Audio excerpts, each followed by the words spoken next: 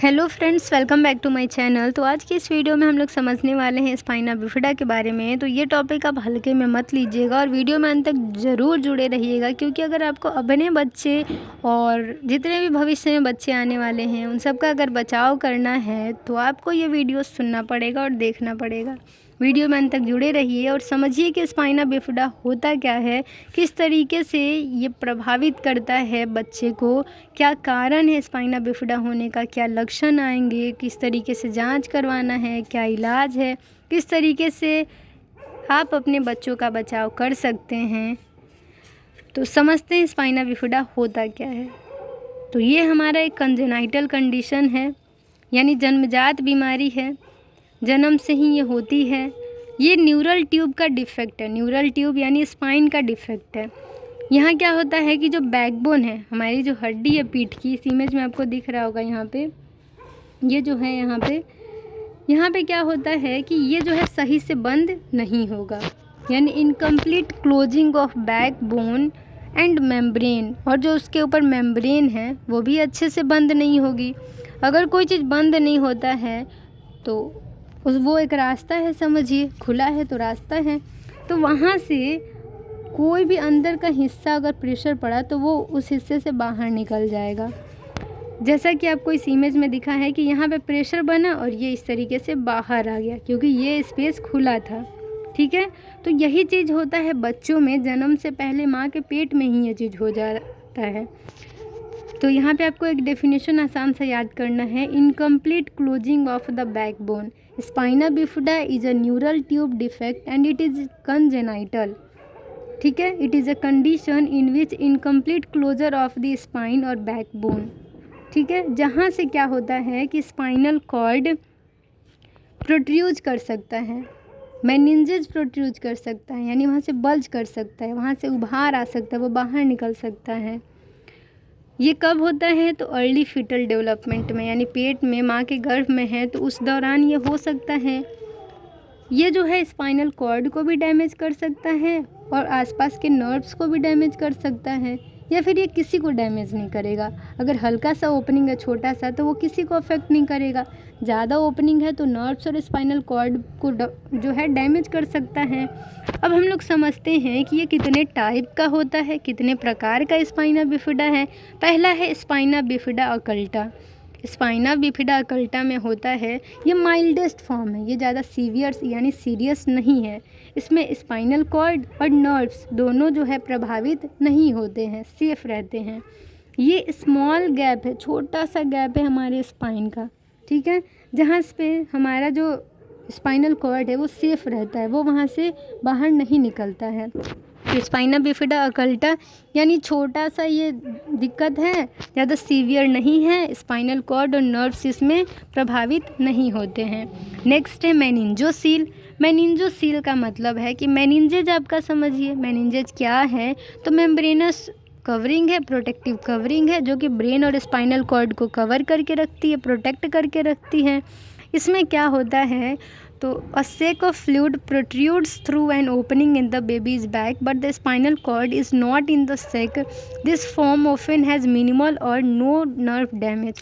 इसमें क्या होता है कि आपको यहाँ पे इमेज में दिख रहा होगा कि क्या हो रहा है। तो यहाँ पे देखिए हमारा क्या है, ये नॉर्मल स्पाइन है, वर्टिब्री है यहाँ पे। ठीक है, नॉर्मल है ये। यहाँ पे आपका देख सकते हैं स्पाइना बिफिडा अकल्टा है ये जो है। यहाँ देखिए, यहाँ पे एक स्ट्रक्चर आपको दिख रहा है इस तरीके से, ये आपका मेनिंजोसील है, क्योंकि यहाँ पे आपका ओपनिंग है, यहाँ पे जो है ये मेनिंजेज है। ठीक, तो यहाँ ये मेनिंजेज जो है इस तरीके से प्रोट्रूज कर गया, बल्ज कर गया, तो ये आपका मेनिंजोसील है। इसमें हो सकता है ये जो नर्व्स हैं वो डैमेज हो जाएं, ये जो नर्व्स यहाँ दिख रहे हैं ऐसे, वो डैमेज हो जाएं, या हो सकता है वो डैमेज ना हो। तो ये मेनिंजोसील में मेनिंजेज जो है बल्ज करता है, मेनिंजेज जो है इस तरीके से प्रोट्रूज कर जाता है स्पाइनल ओपनिंग से, जो ओपनिंग आपका बैकबोन में है वहाँ से। नेक्स्ट है माइलोमेनिंजोसील। माइलोमेनिंजोसील सबसे सीरियस होता है। इसमें जो है सबसे सीवियर कौन सा है? तो माइलोमेनिंजोसील। माइलो यानी स्पाइनल कॉर्ड और मेनिंजो यानी मेनिंजेज, यानी मेनिंजेज और जो आपका जो है स्पाइनल कॉर्ड, वो दोनों जो है जो बैकबोन में ओपनिंग है वहाँ से वो बाहर निकल जाएगा, यानी वहाँ से वो बल्ज कर जाएगा। इसमें स्पाइनल कॉर्ड और नर्व दोनों डैमेज हो जाते हैं और बहुत तरह के फिजिकल और न्यूरोलॉजिकल प्रॉब्लम क्रिएट करते हैं। तो यहाँ पे आप देख सकते हैं ये 4 चीज़ें दिखाई गई हैं। पहला है स्पाइना बिफिडा अकल्टा, यहाँ पे मेनिंजोसील है, यहाँ आपका जो है लाइपो माइलो मेनिंजोसील, जिसमें लाइपो का मतलब फैट वगैरह होता है, तो यहाँ से फैट प्रोट्रूज कर रहा है। यहाँ देखिए माइलो मेनिंजोसील है, ये मेनिंजोसील था यानी मेनिंजेस प्रोट्रूज किया। यहाँ पे स्पाइनल कॉर्ड और मेनिंजेस दोनों आपका यहाँ पे प्रोट्रूज करेगा, बल्ज करेगा। अब आपका नेक्स्ट है क्या कारण होता है स्पाइना बिफिडा होने का। सबसे पहले जाने तो इसका कारण जो है अज्ञात है, अननोन रीज़न है, लेकिन होता है कि कुछ जेनेटिक और इन्वायरमेंटल फैक्टर जो हैं वो अफेक्ट करते हैं। क्या? तो जेनेटिक और इन्वायरमेंटल फैक्टर। फॉलेट डिफिशियंसी हो गया है प्रेगनेंसी के टाइम में, अगर कोई महिला प्रेग्नेंट है और वो फॉलिक एसिड का टैबलेट नहीं ले रही हैं, फॉलेट सही मात्रा में नहीं ले रही हैं, आयरन नहीं ले रही हैं, अपना डाइट सही नहीं रख रही हैं, अपना जो है बहुत ही अनहेल्दी लाइफस्टाइल रख रही हैं, तो हो सकता है कि बच्चे को ये बीमारी प्रभावित कर दे। तो फॉलेट डिफिशियंसी के कारण और कुछ जेनेटिक और इन्वायरमेंटल फैक्टर के कारण ये हो सकता है। नेक्स्ट है क्या सिम्टम्स आएंगे, लक्षण क्या होगा अगर किसी को स्पाइना बिफिडा हो गया तो स्पाइना बिफिडा का जो लक्षण है वो डिपेंड करता है कि किस टाइप का स्पाइना बिफिडा है और वो कितना सीवियर है। Occulta may have no obvious symptoms, यानी कि जो पहला टाइप था स्पाइना बिफिडा अकल्टा वो बहुत ही माइल्डेस्ट फॉर्म था, उसमें ना स्पाइनल कॉर्ड डैमेज हो रहा था ना ही नर्व्स डैमेज हो रहे थे, तो इसमें कोई लक्षण नहीं आएगा। ठीक है। दूसरा है मेनिंजोसील और माइलो मेनिंजोसील, जिसमें नर्व्स भी डैमेज हो रहे थे और मेनिंजेस भी और स्पाइनल कॉर्ड भी, तो ये तो सीरियस है। तो इसमें क्या लक्षण आएंगे, तो मोटर और सेंसरी इशू आ सकता है, मोटर और सेंसरी डेफिसिट हो सकता है, ब्लैडर और बॉवेल प्रॉब्लम्स हो सकते हैं, इनकंटिनेंस हो सकता है बॉवेल ब्लैडर का, यूरिन और जो स्टूल है वो बिना कंट्रोल का पास होगा, शरीर में बहुत कमजोरी होगी, हाथ पैर में दिक्कत हो सकता है, पैरालिसिस हो सकता है, हेमीप्लेजिया हो सकता है, जॉइंट्स की इशू हो सकती है, हड्डियों की दिक्कत हो सकती है, ऑर्थोपेडिक कॉम्प्लिकेशन हो सकता है बच्चों में, दिमागी इशू हो सकता है। ठीक है, शरीर में कमजोरी महसूस होगी, वो काम नहीं कर पाएंगे सही तरीके से, तो ये सब है स्पाइना बिफिडा का लक्षण। अब है कि कौन कौन सी जांचें हमें करवानी है स्पाइना बिफिडा अगर किसी को हो जाता है, तो इस तरह का न्यूरल ट्यूब डिफेक्ट हो जाता है तो पहला है अल्ट्रासाउंड करवा सकते हैं, प्रीनेटल अल्ट्रासाउंड, यानी अगर कोई प्रेग्नेंट वीमेन है, कोई गर्भवती महिला है, तो कहा जाता है उनका हर 2 महीने 3 महीने में या हर महीने में अल्ट्रासाउंड करवाएं। मेनली 3 महीने पे बोला जाता है, हर 3 महीने पर अल्ट्रासाउंड करवाया जाए। ये इसलिए कहा जाता है ताकि बच्चे से जुड़ी बहुत सारी बीमारियों का पहले ही पता लगा लिया जाए और इसके अकॉर्डिंग उनका ट्रीटमेंट किया जाए।